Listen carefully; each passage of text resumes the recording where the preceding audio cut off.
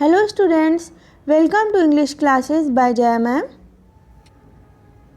Today I will teach you about past perfect continuous tense. First of all, see its identification. The first point is the sentences of this tense reveals that the work was continuing in the past. यानी कि past perfect continuous tense के जो वाक्य होते हैं उनमें ये बताया जाता है कि कार्य जो था वो भूतकाल में जारी था, यानी कि भूतकाल में कार्य जारी था.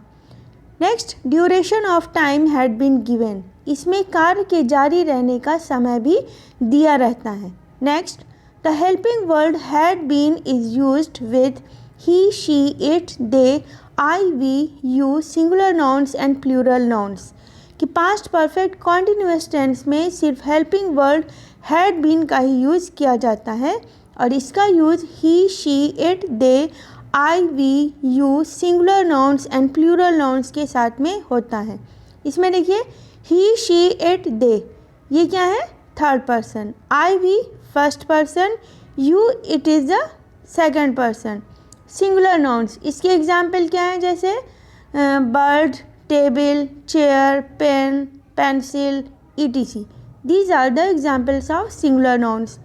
Plural nouns, birds, flowers, butterflies, tables, chairs, students, etc. These are the examples of plural nouns. Okay. Next, for. It is used for period of time. इसका प्रयोग अनिश्चित समय को बताने के लिए किया जाता है. Since. It is used for point of time. Since का प्रयोग निश्चित समय को बताने के लिए किया जाता है. निश्चित समय जैसे मॉर्निंग हो गया, इवनिंग हो गया, या कोई पार्टिकुलर ईयर हो गया, डे हो गया, मंथ हो गया. ठीक है, तो वहाँ पर हम सिंस का यूज़ करते हैं. फॉर का यूज़ अनिश्चित समय को बताने के लिए, जैसे कह दिया 2 घंटे से, ठीक है, 2 साल से, 1 साल से, तो इसमें ये नहीं बताया कि कौन सा साल, ठीक है, या कौन से 2 घंटे, टाइम भी नहीं बताया. तो ऐसी जगह पर हम फॉर का यूज़ करते हैं. Okay, now come on the past perfect continuous tense. Past perfect continuous tense के जो अफर्मेटिव सेंटेंसेस होते हैं उनका ट्रांसलेट करने के लिए इस रूल को फॉलो करते हैं. Subject plus had been plus verb first form plus ing plus since और for plus object. Example, yesterday I had been reading a book since 2 o'clock.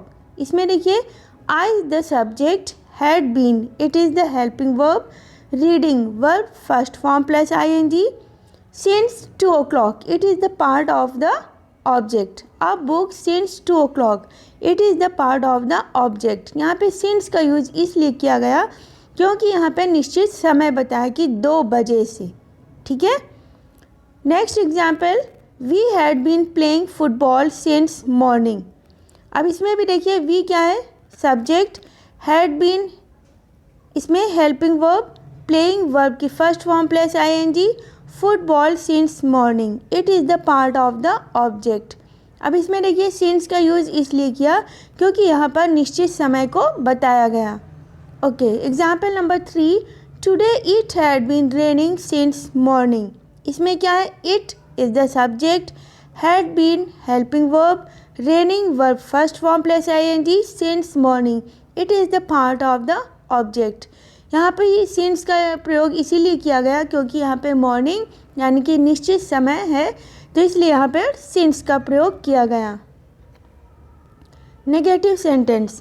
Past perfect continuous tense के जो negative sentences होते हैं उनका translate करने के लिए इस रूल को फॉलो करते हैं. Rule, subject plus had not been plus verb first form plus ing plus since और for plus object. Okay, see the example, I had not been bathing for an hour. In this example I is the subject, had not been it is the helping verb और इसमें देखिए not का प्रयोग कहाँ पे किया है? Had और बीन के बीच में. बाथिंग वर्ब की first form plus ing, for an hour it is the part of the object. अब यहाँ पे देखिए फॉर का प्रयोग किया गया क्योंकि यहाँ पे अनिश्चित समय है, 1 घंटा बताया गया, लेकिन ये नहीं बताया गया कि ये 1 घंटा सुबह का है कि शाम का है या किसी डे मंथ ईयर, इसको भी डिफाइन नहीं किया गया, तो यहाँ पर फॉर का प्रयोग किया गया। Number 2, you had not been studying history since morning. इसमें देखिए यू क्या है, subject, had not been, not का यूज़ हैड और बीन के हेल्पिंग वर्ब के बीच में किया गया।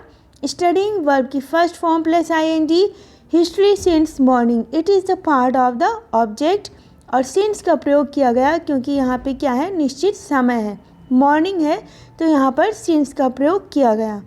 Number 3, Hamid had not been working in this firm since 1986।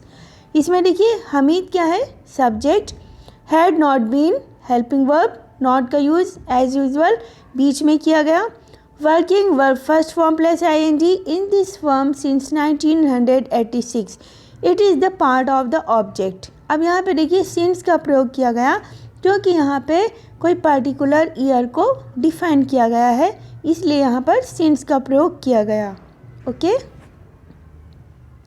Interrogative sentence, rule number 1, interrogative sentence जो कि हेल्पिंग वर्ब से स्टार्ट होते हैं उनका ट्रांसलेट करने के लिए इस रूल को फॉलो करते हैं, और जो हेल्पिंग वर्ड से स्टार्ट होते हैं सेंटेंसेस, उनका जो हिंदी के वाक्य होते हैं उनमें स्टार्टिंग में ही क्या वर्ड आता है, had plus subject plus been plus verb first form plus I N G plus since और for plus object plus question mark.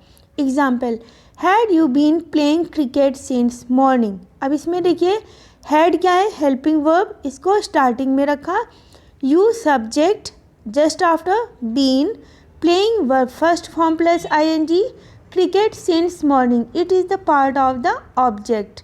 ठीक है। अब यहाँ पे सिंस का प्रयोग किया गया क्योंकि यहाँ पे निश्चित समय मॉर्निंग है plus question mark. Okay. See the example number 2, had this farmer been sleeping for 2 hours। इसमें भी देखिए वही चीज़ है, हैड का प्रयोग हेल्पिंग वर्ब स्टार्टिंग में, then subject this farmer, after this been, then sleeping verb first form plus ING for 2 hours it is the part of the object. For का use इसीलिए किया गया है यहाँ पे क्योंकि यहाँ पे अनिश्चित समय को बताया गया है। आफ्टर दिस क्वेश्चन मार्क, क्योंकि ये इंट्रोगेटिव सेंटेंस है इसलिए इसमें क्वेश्चन मार्क लास्ट में लगाना ज़रूरी है। Okay. Example number 3, had you not been living here since 1995। इसमें भी देखिए हेल्पिंग वर्ब स्टार्टिंग में जस्ट आफ्टर यू, और ये सेंटेंस इंट्रोगेटिव के साथ साथ नेगेटिव भी है, तो यहाँ पे क्या करेंगे, तुरंत सब्जेक्ट के बाद में नॉट का यूज़ करेंगे। Then been, after this living verb की वर्ब की first form plus ING, here since 1995 it is the part of the object.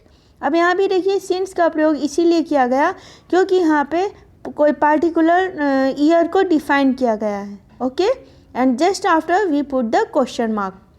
Okay, see the rule number 2, question word plus had plus subject plus been plus verb first form plus I N G plus since और for plus object plus question mark. इसमें भी देखिए जो भी sentence question word से start होते हैं, ठीक है, उनके ट्रांसलेट करने के लिए इस रूल को फॉलो करते हैं, और जो इसके हिंदी के वाक्य होते हैं उनमें ये प्रश्नवाचक शब्द वाक्य के बीच में आता है। ठीक है। Example, why had you been playing football since morning. अब इसमें देखिए वाई क्या है, क्वेश्चन वर्ड हो गया, इसके बाद तुरंत हम क्या रखेंगे, helping verb had, just after subject, then been, then verb की first form plus I N G, playing football since morning. ये क्या है, it is the part of the object. Since का प्रयोग इसीलिए किया गया है यहाँ पे क्योंकि ये निश्चित समय है मॉर्निंग का, and in the last we put the question mark.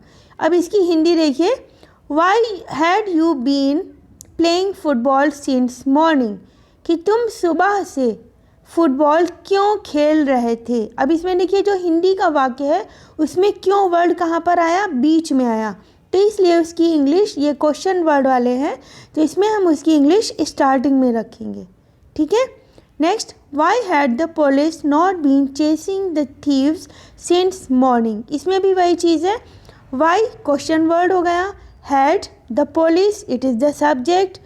अब ये देखिए इंट्रोगेटिव के साथ साथ नेगेटिव भी है, तो सब्जेक्ट के तुरंत बाद यहाँ पे नॉट रखा, then been, then chasing the thieves since morning, it is the part of the object. अब यहाँ पे सिंस का प्रयोग इसीलिए किया गया क्योंकि ये यहाँ पे एक डेफिनिट टाइम को बताया गया, morning, and in the last we put the question mark.